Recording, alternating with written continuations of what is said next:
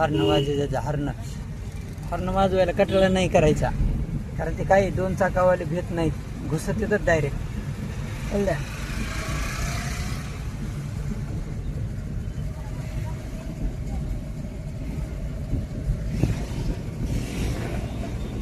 अशा रोडवर दुसरा आता हे कसं इथं तिसरा बी गिअर काम करतंय, पण अजून आपण नवीन आहेत त्याच्यामुळं गडबड नाही करायची, स्थिर चालू द्यायची.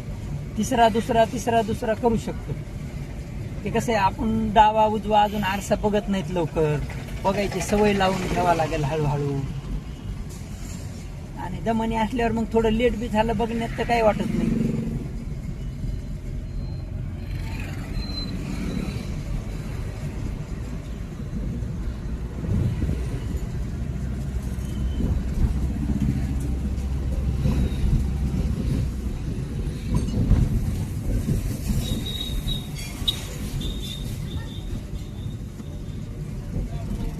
स्पीड 16, शांत राहू द्या. चौकामध्ये येतात आपण, शांत राहू द्या. चाललंय बरोबर आहे अशी बरोबर आहे, फक्त जास्त स्पीड द्यायची नाही.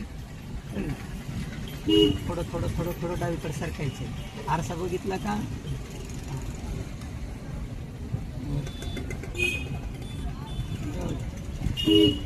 बरोबर.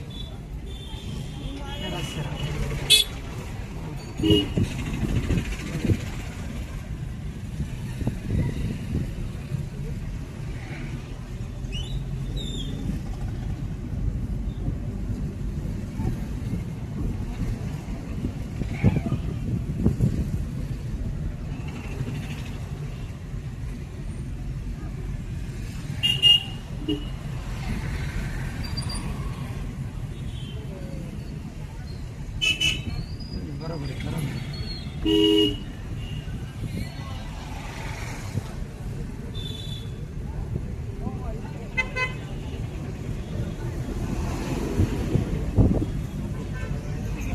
खूप छान आहे.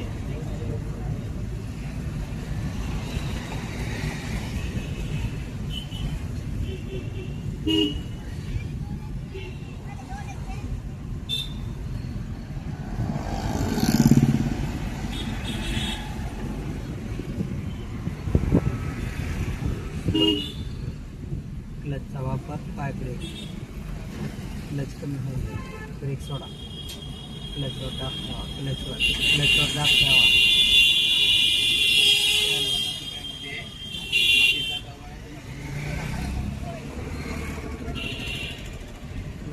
थोडा स्पीड घ्या.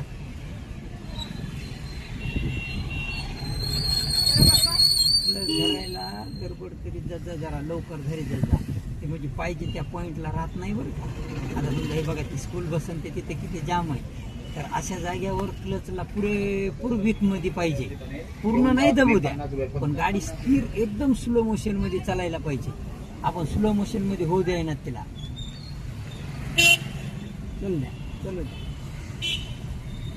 आता इंडिकेटरवर उचलायचं, पुढे गेल्या. चला लेफ्टचा, हां चला. इंडिकेटर वर घ्या आणि हळूहळू डावीकडे ठेवा. सरका लेफ्ट. आरसा बघितला का लेफ्टचा? स्लो करा. सरका डावीकडे सरका डावीकडे.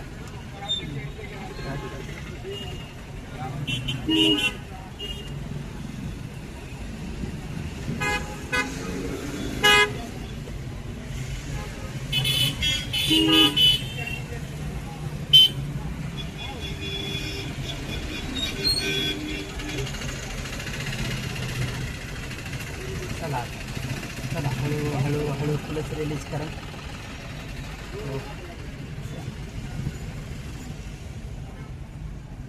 द्यायचं पाठीमागून.